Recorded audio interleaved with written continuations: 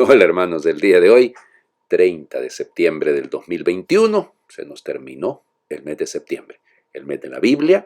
De hecho, por eso es la celebración del día de hoy, ¿no? De la memoria. De hecho, la celebración del mes de septiembre es por la celebración del día de hoy, porque hoy es día de San Eusebio Sofronio Jerónimo. Ese era su nombre completo, oigan, Eusebio Sofronio Jerónimo. Solo que, vamos, en la historia se le conoce como San Jerónimo, uno de los 4 grandes doctores de lengua latina, junto con San Ambrosio, junto con, evidentemente, uno de los más grandes. Es que es el problema, ¿no? Que no sabemos decir si es el más grande de todos, pero es San Agustín, ¿no? Que también entra dentro de esto, y San Gregorio Magno. En fin, y San Jerónimo, lógico. Él nace, aquí entramos en una discusión, fíjense que en algunos lugares dice 340, en Estridón, en Dalmacia, lo que hoy sería, vamos, Croacia, creo que sería en este caso, y otros dicen que en el 340. Pues más o menos por esa época tiene que haber nacido. De una familia modesta, pero que lo educaron muy bien, lo enviaron a Roma a estudiar, excelente latinista, eso era la clave de toda su vida. Miren, es que estudió en manos de los más grandes retóricos de la época, y entonces por eso, y de los grandes filósofos, y bueno, él está ocupado en lo suyo, ¿no? Es cristiano, sí es cristiano, pero sin una fe muy sólida. De hecho, traduce sí, algunas cositas de la Biblia, sobre todo en ese momento, pero nada grande, nada de mucha importancia. Estando, decide hacer un viaje y se va hacia el oriente, y estando ahí en el oriente tiene un sueño que va a ser el sueño que le va a cambiar la vida, porque pues contempla el fin de su vida, ¿no? Y entonces pues se le reclama de que él era más ciceroniano que cristiano. Claro, porque había leído a los clásicos, a Virgilio, a Cicerón, vamos, entonces ahí viene el detalle, ¿no? Entonces ahí viene su conversión. Decide quedarse en el desierto, allá en una comunidad eremítica. Tenía un carácter muy duro, ¿eh? Tenía la gente dice que tenemos mal carácter. No, no, no tenemos mal ni buen carácter, tenemos carácter, punto, y se acabó. ¿Qué hacemos con eso? ¿No? El temperamento puede ser otra cosa. En fin, no me voy a poner aquí a discutir eso, pero él tenía un carácter explosivo, era muy duro, vivía de una manera bastante difícil. No fue ordenado sacerdote, fíjense, estando ahí en ese lugar, y luego regresa a Roma. En Roma está el Papa Dámaso, el Papa Dámaso le encomienda, lo pone como secretario, vamos, utilicemos la palabra secretario. Él empieza a ser director espiritual ahí en la ciudad de algunas mujeres de, pues, hombres patricias, o sea, de alta alcurnia, digamos, y eso le va a granjear un montón de calumnias, un montón de ataques. De hecho, una de ellas, Paula, es famosa porque lo acompañó a él incluso cuando regresa a la Tierra Santa, y allá se quedarán. Ella será la abadesa, digamos, de un monasterio. Él va a fundar 3 monasterios femeninos en la Tierra Santa, y además uno masculino, pero eso será muy después, ¿no? Pero entonces, y son puras calumnias, ¿no? No hay nada en contra de él que se pueda probar, ¿no? Así pasa muchas veces, que se dicen cosas que ni siquiera tienen pies ni cabeza. Pero ven, el tema es que él, estando ahí, hace un trabajo extraordinario. El Papa le encomienda, miren, existía una traducción que se utilizaba en el latín que se conoce como la Vetus Latina, pero era muy imprecisa, tenía muchos errores, y entonces el Papa Dámaso le encarga, mira, como tú eres un experto en el tema, y además sabía muy bien el griego y había aprendido hebreo, estando pues viviendo en la Tierra Santa, pues, en esa zona de Antioquía, pues entonces él empieza a traducirla y todo. Pero ya les digo, era duro, es que ya les digo, tenía un carácter muy fuerte, y la gente empieza a rechazarlo, y él entonces se da cuenta que no puede seguir en Roma y se va para la Tierra Santa. Termina viviendo en Belén, ahí estuvo 35 años, porque él va a morir hasta el año 420, ¿no? Ya les digo, o sea, una vida dedicada a la traducción, a la exégesis bíblica, por eso es el patrono de los exegetas. Fíjense, él muy crítico de Orígenes, pero él utiliza mucho a Orígenes, o sea, su manera de interpretar parte de Orígenes, tiene una manera propia suya, ¿no? Pero siempre parte de Orígenes, y de hecho tradujo prácticamente todas las obras de Orígenes, al que va a criticar. ¿Qué les digo? Tiene un temperamento muy duro, critica a Ambrosio, es decir, a todo el que se le pone enfrente, digamos. No he escuchado, no he leído en ningún momento que haya criticado a San Agustín. No sé qué tanto lo conocía, porque es la época de San Agustín también. De hecho, San Agustín va a morir prácticamente alrededor de esos años, ¿no? En fin, y muere, como les digo, un 30 de septiembre del año 420. Pero de los más grandes teólogos, de los más grandes exegetas, y a él le debemos la Vúlgata. La Vúlgata es la traducción de la Biblia del griego, porque él utiliza los 46 libros que estaban en la Septuaginta, en la versión de los 70, que es la Biblia de la primitiva comunidad cristiana, la Biblia de los apóstoles. No me vengan a mí con el cuento este del canon palestinense, que eso será muy posterior. Decir que, pues, que, no, que la primera, los católicos tienen deuterocanónicos, el segundo canon, no, nosotros tenemos el prima canon, o sea, es el primer canon, que ese fue el que utilizaba Pablo, el que utilizaba Pedro, bueno, en fin, y él utiliza eso más los 27 libros. Ahora, la lista de esos libros canónicos, ¿ok? ¿Quién se la dio? Fue el Papa San Dámaso. Él le dijo, estos son los libros de la Biblia. Cuando vienen a mí con esos cuentos de que ay, la Biblia, que no sé qué, que sobre todo los hermanos separados, yo les digo, la decisión la tomó la Iglesia Católica. ¿Cuáles iban a ser los libros? Porque él, vamos, estudió otros documentos de la época, sobre todo los que son, según él, los precursores del Evangelio de San Mateo.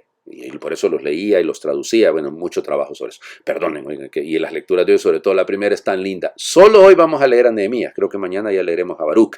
Recuerden que estamos leyendo la semana pasada esta y la siguiente, vamos a leer textos de autores del post-exilio, después del tiempo del exilio. Bueno, entonces Nehemías, capítulo 8, y es una lectura litúrgica que me llama la atención como está señalada, porque no sé por qué se come en el final del capítulo, del versículo 4 y el versículo 7. En aquellos días todo el pueblo, como si fuera un solo hombre, se reunió en la plaza que está ante la puerta del agua y pidió a Esdras, el sacerdote y escriba, que trajera el libro de la ley de Moisés, que el Señor había prescrito a Israel. Esdras, el sacerdote, trajo el libro de la ley ante la asamblea, formada por los hombres, las mujeres y todos los que tenían uso de razón. Era el día 1 del mes 7. Y Esdras leyó desde el amanecer hasta el mediodía en la plaza que está frente a la puerta del agua, en presencia de los hombres, mujeres y todos los que tenían uso de razón. Todo el pueblo estaba atento a la lectura del libro de la ley. Esdras estaba de pie sobre un estrado de madera levantado para esta ocasión. Esdras abrió el libro a la vista del pueblo, pues estaba en un sitio más alto que todos, y cuando lo abrió, el pueblo entero se puso de pie. Esdras bendijo entonces al Señor, el gran Dios, y todo el pueblo levantando las manos respondió amén, e inclinándose se postraron rostro en tierra. Los levitas leían el libro de la ley de Dios con claridad y explicaban el sentido, de suerte que el pueblo comprendía la lectura. Entonces Nehemías, el gobernador, Esdras, el sacerdote y escriba, y los levitas que instruían a la gente dijeron a todo el pueblo: este es un día consagrado al Señor nuestro Dios. No estén ustedes tristes ni lloren, porque todos lloraban al escuchar las palabras de la ley. Vayan a comer espléndidamente, tomen bebidas dulces y manden algo a los que nada tienen, pues hoy es un día consagrado al Señor nuestro Dios. No estén tristes, porque celebrar el Señor es nuestra fuerza. Y los levitas consolaban al pueblo diciéndole: no lloren, porque este día es santo, no estén tristes. Y el pueblo entero se fue a comer y beber, mandó comida a los que no tenían nada e hizo grandes festejos porque habían comprendido las cosas que les habían enseñado. Palabra de Dios, te alabamos, Señor. El suspiro que acabo de hacer es porque, ay Dios mío, qué proyecto, qué cosa, si deberíamos de ser nosotros. Piénsenlo, a una como un solo hombre, reunidos para escuchar la palabra. Esdras es el que se va a encargar de juntar las diferentes tradiciones, las diferentes partes que él encontró. Por eso es que encontramos dos relatos de la creación en el Génesis. El relato del cruce del Mar Rojo tiene 4 relatos distintos. O sea, porque él juntó eso, él juntó esos pedazos. Como era el mismo tema, los puso juntos. Entonces, Esdras es al que le debemos que tengamos, sobre todo el Pentateuco como lo tenemos hoy en día. Es a él al que se lo debemos. Y él lo leía, se puso en alto. La gente se puso de pie. Piensen en una Eucaristía que vamos a leer el Evangelio y todos nos ponemos de pie. Y todos respondemos palabras. Te alabamos, Señor. Gloria a ti, Señor Jesús. Qué lindo, ¿no? Pero a una. Eso. Y luego la explicación, Madre del Señor Jesucristo, lo que dice aquí con respecto a los levitas. ¿Qué es lo que dice? Fíjense. Leían el libro de la ley de Dios con claridad. Madre de Cristo. Pues ahí empieza el problema.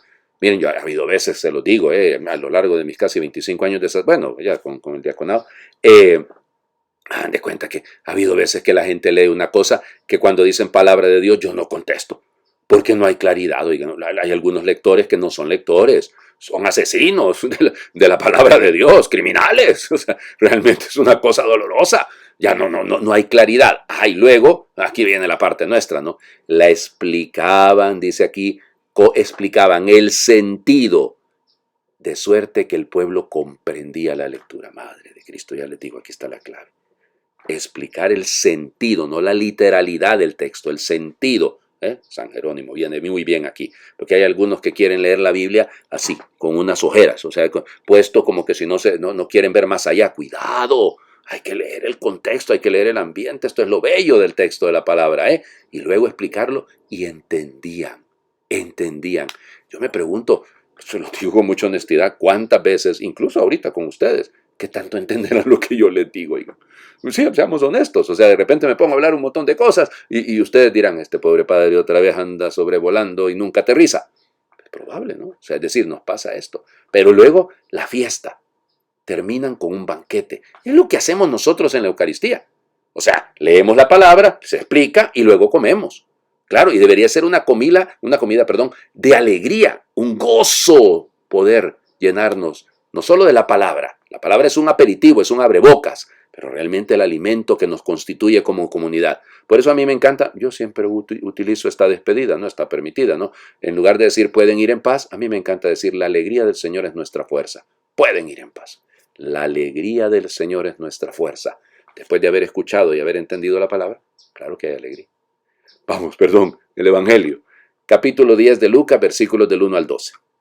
En aquel tiempo designó el Señor a otros 72 discípulos y los mandó por delante de dos en dos a todos los pueblos y lugares a donde pensaba ir, y les dijo: la cosecha es mucha y los trabajadores pocos. Rueguen, por tanto, al dueño de la mies que envíe trabajadores a sus campos. Pónganse en camino. Los envío como corderos en medio de lobos. No lleven ni dinero, ni morral, ni sandalias, y no se detengan a saludar a nadie por el camino. Cuando entren en una casa, digan que la paz reine en esta casa. Y si allá hay gente amante de la paz, el deseo de paz de ustedes se cumplirá. Si no, no se cumplirá. Quédense en esa casa. Coman y beban lo que tengan, porque el trabajador tiene derecho a su salario. No anden de casa en casa. En cualquier ciudad donde entren y los reciban, coman lo que les den. Curen a los enfermos que haya y díganles: ya se acerca a ustedes el reino de Dios. Pero si entran en una ciudad y no los reciben, salgan por las calles y digan: hasta el polvo de esta ciudad que se nos ha pegado a los pies, nos lo sacudimos en señal de protesta contra ustedes. De todos modos, sepan que el reino de Dios está cerca. Yo les digo que en el día del juicio, Sodoma será tratada con menos rigor que esa ciudad. Palabra del Señor. Gloria a ti, Señor Jesús. Bueno, a ver, ¿cómo vamos con este texto? Es que, miren, es complicado porque ya me di cuenta del tiempo que estoy hablando y llevo ya 12 minutos y entonces es un poco peligroso. Bueno, vamos. El miércoles pasado, Jesús envió, si no es la lectura que estamos haciendo, no, el miércoles pasado leíamos que Jesús había enviado a los 12. Los consejos son prácticamente los mismos, pero ahora hay varios elementos. Subraya el de dos en dos. Es una comunidad que envía. Es Cristo el que toma la iniciativa, envía a una comunidad. Es un plural, no es un singular. Segundo elemento. ¿Por qué lo hace? Porque los asocia a la tarea de él. O sea, ellos son parte de la misión de Cristo. Los envió a los lugares donde él pensaba ir. O sea que la clave es ir abriendo el camino para que la gente conozca a Cristo. Yo no puedo forzar a nadie a conocer a Cristo, pero le puedo ayudar y le puedo dejar la puerta lista para que la atraviese si la quiere atravesar. La mies es mucha, los obreros son pocos. Claro, el trabajo es ingente, ¿no? Eso, digámoslo, si somos honestos en nuestra misión y en nuestra vocación, trabajo sobra. Eso, estarse rascando la barriga, no existe. Es cuestión de estar realmente en esto. Muy bien. Luego, el elemento, los envío como corderos en medio de lobos, pues sí. Pues sí, es que no siempre vamos a ser bien recibidos. No siempre la gente va a aceptar la palabra de Dios. No siempre, habrá mucho rechazo. Y habrá rechazo por fórmula, sin conocernos, sin saber quiénes somos. Yo, pues el solo hecho de ser sacerdote ya provoco rechazo. Y hay gente que me queda viendo mal, hay gente que incluso se atreve, que me insulta, que me falta el respeto. Y solo porque soy sacerdote, no saben, nunca me han tratado, nunca hemos estado juntos, no les he hecho nada, evidentemente, pero véngase, soy sacerdote católico. Tengo que ser un pederasta, tengo que ser, un pedófilo, tengo que ser un ladrón, tengo que ser perdonen la palabra, no, un homosexual, tengo que ser un criminal. Por eso solo soy sacerdote. Pero eso ya.